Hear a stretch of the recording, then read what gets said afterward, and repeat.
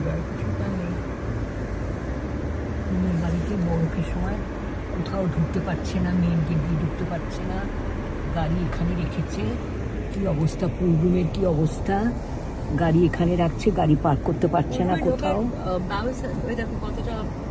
হ্যাঁ, বরফ পড়ে যাচ্ছে। এই কবে যাবে?